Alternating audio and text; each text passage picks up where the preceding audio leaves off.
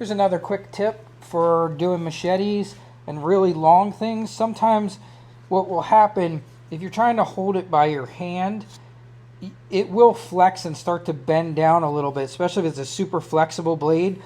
This is where I have always found like a Tormek jig, the long knife jig, works really nice as an assistance, even though I'm not using it on the Tormek. It gives me a great way to keep that blade from flexing as I'm grinding it. And just makes it much easier for me to sharpen this machete with a simple little assistance from a fantastic Tormek sharpening jig. Also remember, if you're on a super tight budget, but you really want to do something like this, this is one place where I could recommend inexpensive parts like you might find from a company like Wen.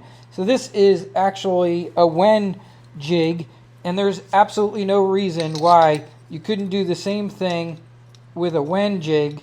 And this will also help anybody out there who's kind of afraid to get their hands in really close to their abrasive.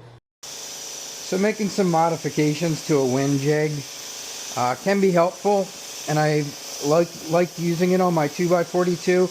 My Tormek jigs really didn't need any modifications to do this. The Wen jig, the nuts are a little bit fat, so I've replaced the one and I actually filed this one down.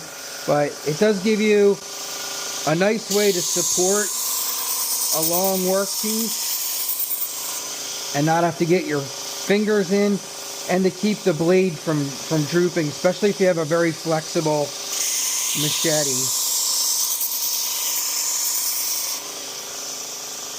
But I did find that the original nuts were a little too long. So filing these down helped a lot.